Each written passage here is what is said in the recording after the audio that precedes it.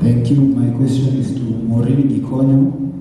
She spoke about one of the programs in Cities Arise or about the youth gathering, and she said that they only have two, Mukuru and Huruma. So my question is, maybe are you thinking of increasing the youth gathering centers to maybe places like Dandora? Thank you so much, and that's a very brilliant question.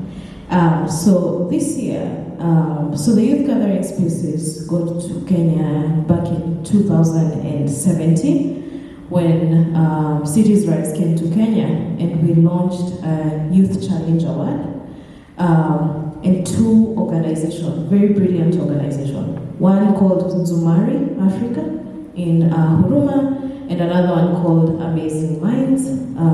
Amazing Minds is mainly in campuses. Walks of life, in what you do, you're going to, by the nature of your work, you're going to have challenging situations, and they are going to have an impact on your mental health as a person. And my question is then, how do we leverage technology? How do we leverage what is around us to build, one, resilience, but also to make the young healthcare workers more proactive? Because many of them are at the start of their career, and many of us have not seen what the older people have seen. We think we have seen worse times when maybe actually it's just a tip of the iceberg. So in this context of in the era of social media, Dr. Amar talked about media overstimulation, someone talked about the infodemic. Then how do we leverage the structures around us to make us young healthcare workers more resilient and proactive? Thank you. Thank you for that. So we were doing some very interesting study to find out if somebody is on internet, or say somebody is on WhatsApp, what mostly are they watching or what are they looking at? And there was a presentation here that was talking about memes. And when we spend online, we are laughing at memes, we are looking at reels, and just, getting amazed by them. And for us to have a very interesting time with the memes, then it means there's some creative aspect that has gone into it. And that speaks to the current generation where we are really more into, the social media platforms. We want to interact online, virtual spaces and things like those ones.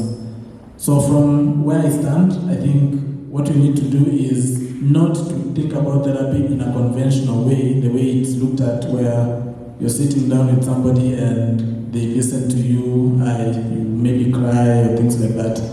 And then after that, you go home to your own space and things like those. And so I think we need to look at the unconventional ways that people are using to interact with each other, people are using to spend their time. So can we use art? We see City Rise doing something of the sort. Can we use art? Can we use things that people like doing to make it even more interesting? There's somebody who was telling me that when you're at the workplace and you feel like you're overwhelmed, what do? Mostly people run to the toilet to go and cry. So how is the toilet helping somebody to cry, or how is it helping them to get out of what is happening to them? Can we be able to restructure the workplace in a way that it accommodates people of different generations? Usually when you're at the workplace and you are overwhelmed by something and you have a conversation with your seniors, they will not easily listen to you. So can we be able to have a conversation with these seniors on how to manage the generational differences in a way that there's some sort of understanding that if I prefer doing my things in this particular way, then it's understandable so long as I'm able to achieve the results without necessarily compromising on the standards. So technology is good. We need to embrace it and use the creative aspect of life to approach mental health as a whole.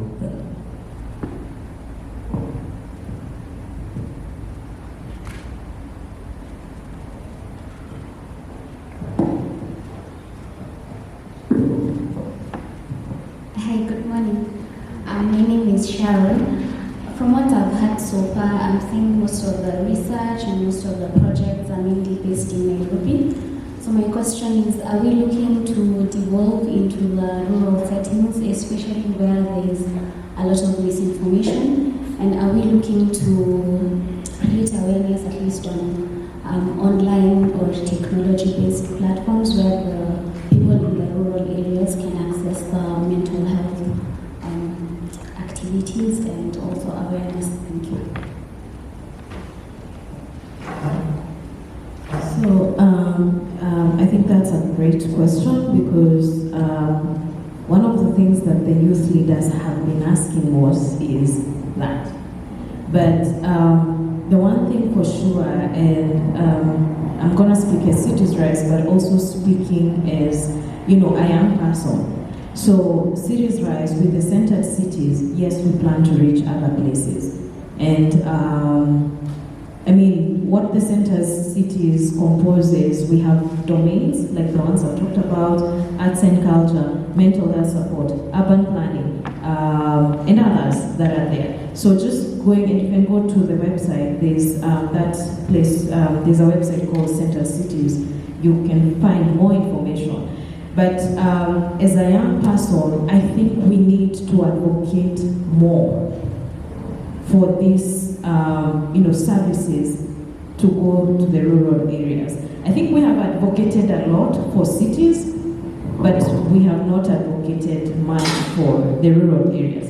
And the government, being the primary duty bearer, and their work is to respect, protect, and fulfill human rights. There's just a certain level that NGOs and CSOs can go to, but the government has a mandate to do that. So how do we come together as young people, which we can always find a platform, how do we come together to advocate, for mental health services to be accessible? And the one thing that we are advocating for right now is the mainstreaming of mental health into primary healthcare, How do we make sure that that is not, and I know Nairobi has done a very good job. It's now in the 17 counties, mental health services. But how do we ensure that we are taking this also to other counties around Kenya? But that has to start with me and you. We have to sit down, we have to strategize on how we advocate for it, because just like I said, CSOs, NGOs, our funding can end, but the government has a primary mandate to do that. So how do we work hand in hand with the government to make sure that services and care are reaching rural areas? And as young people, we have a very big voice to, that can bring a lot of changes. Probably to add something small.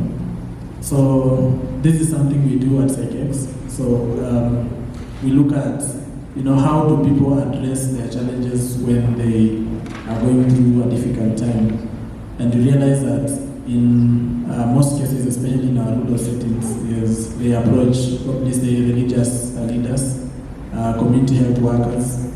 If it is school, it's in schools, students or children or pupils will approach teachers for a conversation. And you realize that most of these people, if not all, will not really be well trained to be able to handle an issue to an end. So what we do is, and this is a call to all of us, we partner in the sense that we collaborate with the religious and learning institutions so that we're able to take these services closer to people. And by doing this, we train teachers or religious leaders in a way that they're able to pick out the signs and symptoms of mental health issues. And then we're able to at least provide what we call psychological first aid before now we call for the intervention of experts.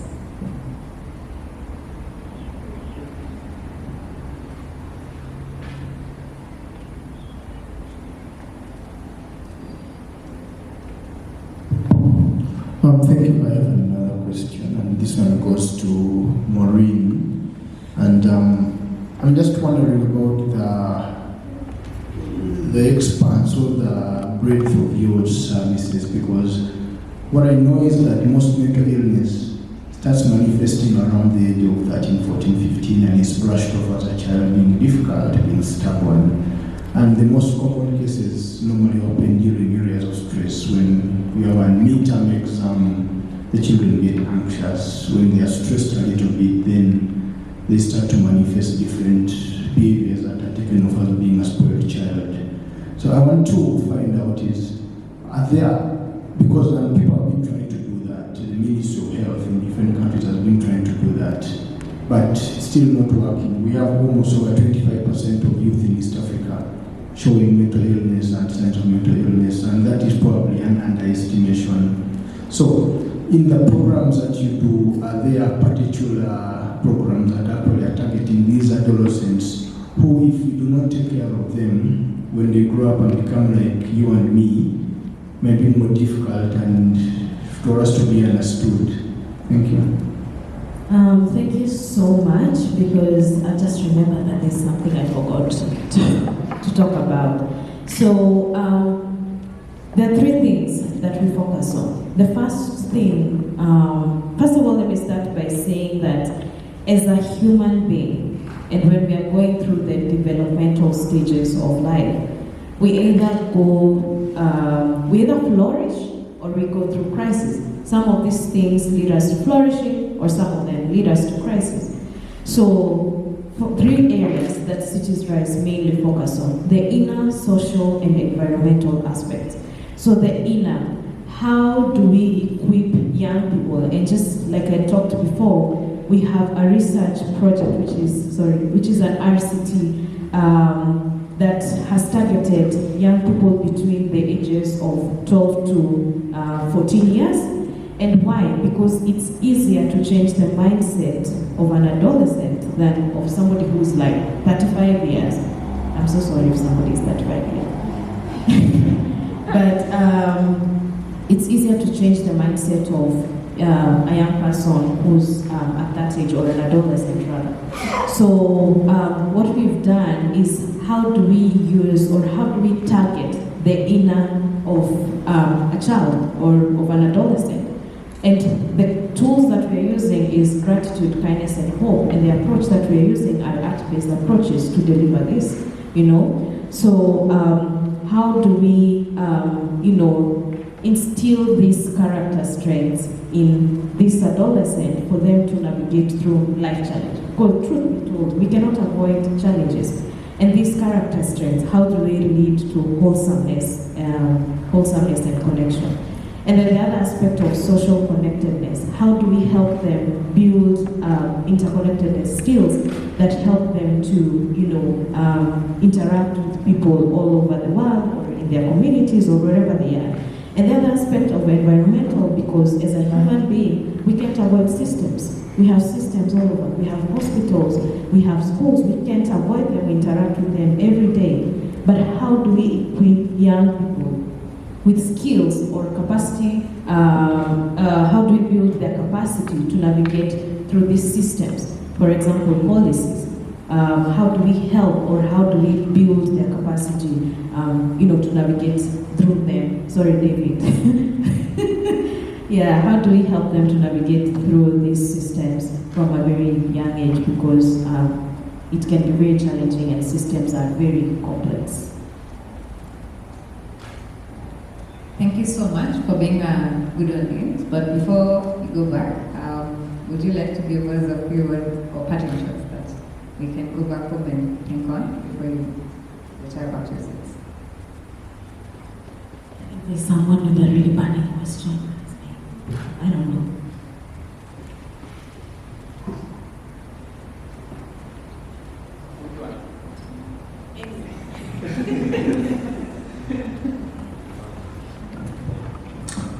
Thank you. I just wanted to have a very small question.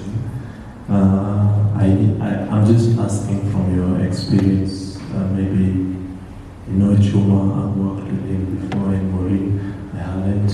But what are the challenges you face as mental health advocates? Because this is something that we don't usually discuss. We only discuss what we do, and we don't discuss what challenges exactly we get. So I would really appreciate if you can answer that.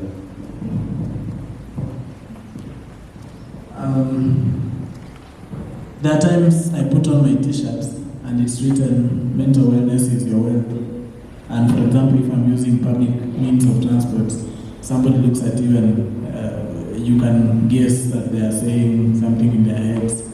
They are putting you in a particular corner and saying, this person is not okay, this person is malare material.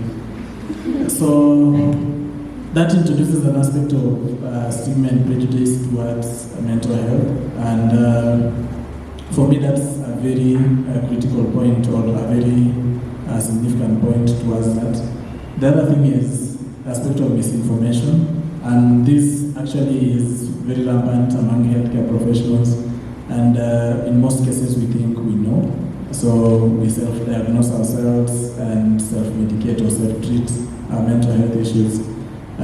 So if you meet a healthcare professional and you're telling them about aspect of therapy, you really have a tough time trying to convince them as to why they need to attend a counseling session.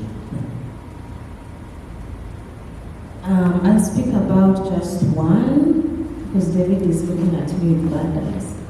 But one thing, intergenerational gaps. I think that has been the most complex thing up to now. You know, that as a young person, I don't want to go to tables and people are just looking at me just for them to write reports. You know, yeah, there was a young person here. You know, I don't want to do that, and I don't want to be in such spaces. You know, so I think the aspect is that our ideas and our innovations are actually included in decision-making tables. Not just about us coming and just, you know, just saying, oh my God, yeah, young people are here, yeah, report, start, you know?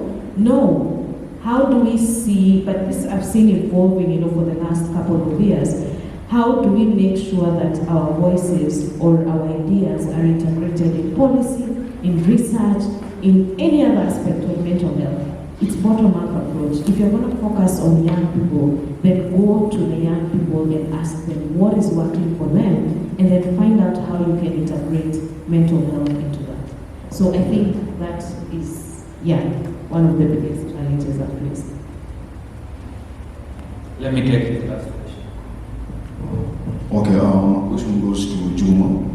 You've put across a beautiful list of strategies that health professionals can undertake to ensure that their mental well-being is okay.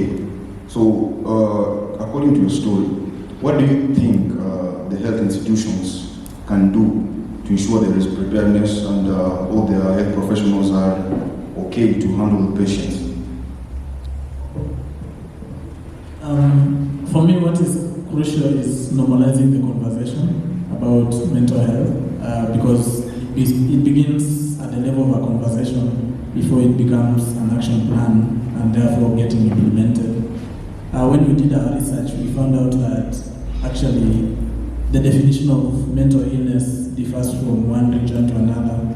And in Kenya, people would see it as associated with witchcraft, madness, or just being, lacking money, like those ones.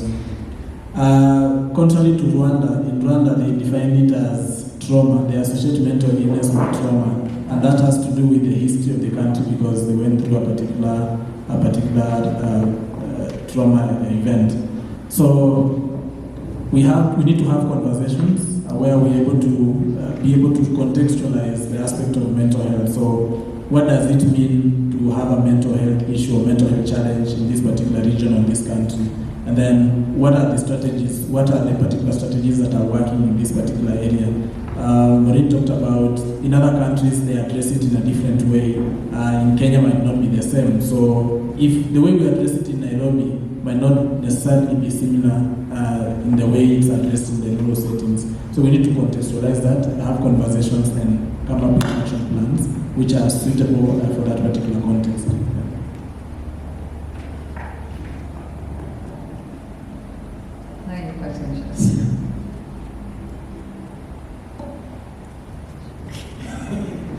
So as young people, let's be part of the conversation. They say if there is you're not at the table, then you're part of the menu. So if your seat is not reserved at the table, you need to find a way of getting your seat to the table. Thank you. I think for me it's just to say that mental health does not just exist in a vacuum. It needs collective action, and that means that it is starting from every individual to the community, to the national level, and then to the global level. So that means everybody is playing a part. Not only the experts and professionals, everybody is playing a part, and that's how we can ensure that we are creating mental health friendly societies.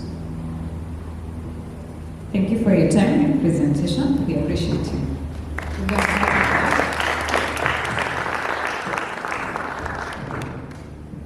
Yes, somebody was looking at people with bad eyes. I don't have eyes, that's why I'm wearing glasses. But anyway, I hope you guys have enjoyed the sessions, you've enjoyed the discussions. But we all agreed yesterday that we all have gadgets. I don't want to say phones because there was a disclaimer. Those with gadgets, can you have your gadgets in your hands? Please have your gadgets in your hands. Your gadgets. There's Wi-Fi, right? You all have the Wi-Fi password. At MR3F1957. That is the Wi-Fi password. Go online. Share what you learned. I've seen some posts, I've seen some insights and some pictures. Thank you for that. And as you're also online on your phone, there's an app that is called Google Chrome browser, whichever it is that you're using, the browser that you use. Search for PsychX. See what they do. Maybe you can be booking your appointment. At least get to know what they're doing as an organization. On the same mobile phone, the same browser, just open another tab. In that tab, search for Cities Rise. Know what work they're doing and ask yourself, how can you engage? And I know we have students in the room as well. Imagine if you could just coordinate some of your peers in school and say, we are starting a gathering space within the university. You just need a lecture room, right? As a student, you don't pay for them. I remember those days I never paid for any of them. Which means you'll already start having a gathering space in your own community, understanding the nuances and the challenges that your own people are doing. Google Forms are free. You can do a survey to understand the challenges of mental health among young people and among your peers. Then you synthesize that data and end up with a research project that you can say, these are some of the intervention areas that you will need. So, kazi ni kwako, mimi nimewapatia pointers of some of the things that I was just capturing here. And most importantly, as young people, we need to be more organized. I think that level of organization is critical. I realize that some of the forums that you get to high-level meetings, unaambiwa, but which youth group are we dealing with? Everybody is coming with an outfit. David says he's a youth group. Kesho Naomi is a youth group. Kesho Kutwa Juma is a youth group. So then we are not organized because everybody is coming with a different outfit instead of us organizing, coalescing, and actually working as a unit to say these are the priorities. Regardless of the different initiatives that we have, we all have a common mission and a common vision. How can we collaboratively achieve that mission? Makes it easy. Maybe we need to think around those. Anyway, it's time for us to go have tea. Pale nyuma kuna chai. Kuna maji pale kona, wale wameniambia apologies, jana tulikuwa na maji, today it's there. And in case there's anything that we can